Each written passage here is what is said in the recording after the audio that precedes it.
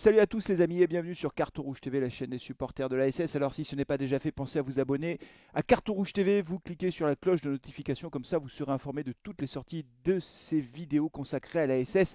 Aujourd'hui on se retrouve pour l'avant-match, 13e journée du championnat de France de Ligue 1. L'AS Saint-Etienne reçoit le Clermont Foot à Geoffroy Guichard, c'est le premier Saint-Étienne-Clermont de l'histoire en Ligue 1 et ça fait particulièrement plaisir. Ça devrait être une fête, mais ce ne sera pas tout à fait une fête pour plein de raisons. On va évidemment y revenir dans quelques instants. Plusieurs éléments évidemment contribuent à une situation qui est tendue du côté de l'AS Saint-Étienne, beaucoup plus que du côté de Clermont d'ailleurs, qui fait plutôt un début de championnat correct. Je vais en parler là aussi dans quelques instants. Mais du côté de l'AS Saint-Étienne, la situation est dramatique. 20e au classement, 6 points, toujours pas de victoire après 12 matchs joués en Ligue 1. Une situation hyper tendue avec des supporters de l'ASS qui mettent des banderoles tous les jours, soit à Geoffroy Guichard, soit au centre d'entraînement pour mettre la pression sur les dirigeants, sur l'entraîneur, et puis une manifestation dimanche. Il y aura une manifestation à l'appel de tous les groupes de supporters à partir de 13h30. Alors petite info, gardez-le dans votre agenda, on sera normalement en direct de cette manif, on fera un duplex avec Hervé qui sera présent sur cette manif. Et donc on se retrouvera, je pense, vers 13h15 pour faire un live depuis cette manif. Et puis après, je commenterai évidemment le match en direct à partir de 15h puisque le match a lieu dimanche à 15h. Donc le contexte est hyper tendu du côté de la Saint-Etienne. Un mot sur la vente du club.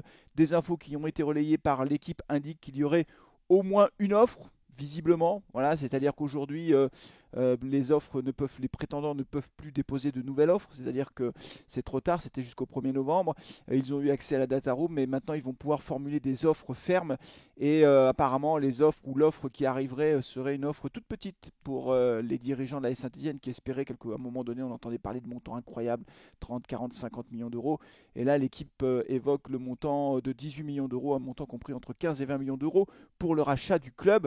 Évidemment, compte tenu des résultats, ce n'est pas une surprise. Le club est fortement dévalorisé. Il a un pied en Ligue 2. Donc forcément, si vous rachetez l'AS Saint-Etienne aujourd'hui, ce n'est pas l'AS Saint-Etienne d'il y a 3 ans quand on jouait la Coupe d'Europe. Et quand Claude Puel est arrivé à la tête de l'équipe, le club a beaucoup baissé, il a régressé.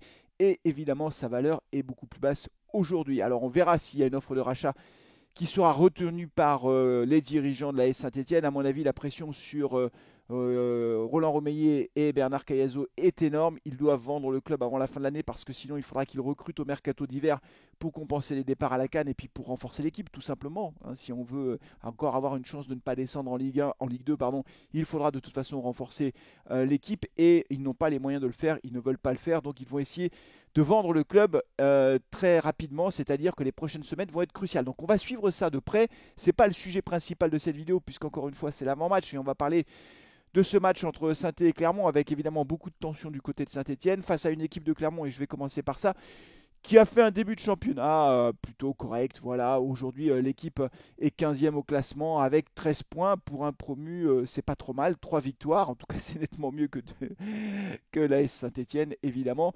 Une équipe qui est entraînée par Pascal Gatien qui a sa façon de coacher l'équipe et son style de jeu qui a bien fonctionné l'année dernière en Ligue 2, une équipe qui est montée en Ligue 1, ça m'a fait énormément plaisir, vous vous en doutez, de voir cette équipe de Clermont Foot en Ligue 1. Et c'est une équipe de Clermont Foot qui viendra à Saint-Etienne avec beaucoup d'ambition puisqu'ils n'ont rien à perdre en fait, puisqu'ils ont 13 points au compteur, nous on n'en a que 6, donc ils ont 7 points d'avance. Vous imaginez s'ils gagnent face à nous, ils se retrouveront avec 10 points d'avance alors que en réalité c'est aussi un concurrent pour le maintien, il faut dire les choses telles quelles. Voilà, il y a Metz, il y a Brest, il y a Clermont Foot, peut-être Bordeaux, et puis nous, voilà, c'est en gros les équipes qui vont se battre jusqu'à la fin pour rester en Ligue 1. Donc imaginez le truc, si Clermont Foot gagne à Geoffroy Guichard, ils nous mettent 10 points dans la vue, on ne les revoit pas d'ici la fin du championnat. Donc ils vont arriver avec beaucoup d'ambition. Ils auront quelques absents. Il y a le fils de Pascal Gatien, Johan Gatien, qui est suspendu. Il y a également Faugeot qui est absent, Albert et puis Berthomier qui est incertain. Je ne sais pas s'il sera dans le groupe, on verra. En tout cas, c'est une équipe de Clermont Foot qui arrivera avec des ambitions. Et son atout majeur, c'est son attaquant Mohamed Bayo qui marque beaucoup de buts depuis le début du championnat. Un bon attaquant qui se révèle, qui va pas rester longtemps à mon avis du côté de Clermont parce qu'il va être sollicité par les grands clubs français, peut-être même un peu partout en Europe. Vous savez que les attaquants sont très sollicités et tout de suite leur valeur monte rapidement s'ils marquent beaucoup de buts, et je pense que Mohamed Bayo est un actif absolument essentiel du Clermont Foot.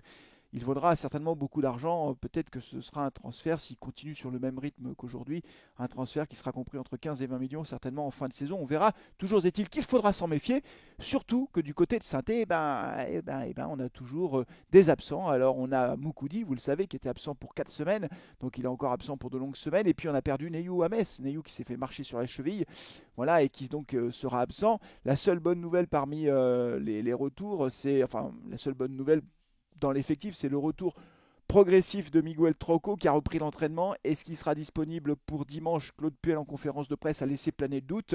Ce serait bien qu'il reprenne sa place, Trauco, parce que moi je considère que c'est un élément fort de la défense stéphanoise qui ferait qu'on aurait une équipe assez classique, d'après moi, du côté de Geoffroy Guichard face à Clermont. Bien sûr, Étienne Green dans les buts, Colo et Sceaux dans l'axe, comme à Metz. Trauco d'un côté, Camara, Masson de l'autre. Voilà, et puis on ferait peut-être remonter Camara à la place de Neyou. C'est ça un peu l'idée que je vois du côté de Claude Puel. Comme Neyou est absent, que c'est un titulaire à part entière, il ferait remonter donc Camara à sa place, profitant du retour de Trauco. Aux côtés de Gourna, peut-être Youssouf, s'il fait un 4-3-1-2 comme il l'a fait à Metz, ou s'il fait un 4-2-3-1, on verra. Moi je vois Boudbouz titulaire, Kazri bien sûr titulaire. Peut-être le retour de Bouanga dans le 11 de départ, on verra. Je trouve que ce ne serait pas une mauvaise idée pour lui donner, après avoir fait banquette, peut-être qu'il aura faim sur le terrain et qu'il aura envie de se montrer. Moi je tenterais bien un coup de Bouanga titulaire. Et puis l'énigme Ramirez, es-tu là? Oui, tu es là, mais tu es sur le banc, Ramirez. Et Claude Puel ne veut pas te faire jouer. Qu'est-ce que vous voulez que je vous dise? Essayons Ramirez face à Clermont. Clermont est une équipe à notre portée quand même. Je pense qu'on peut battre Clermont à la maison, même si ce sera un match à huis clos.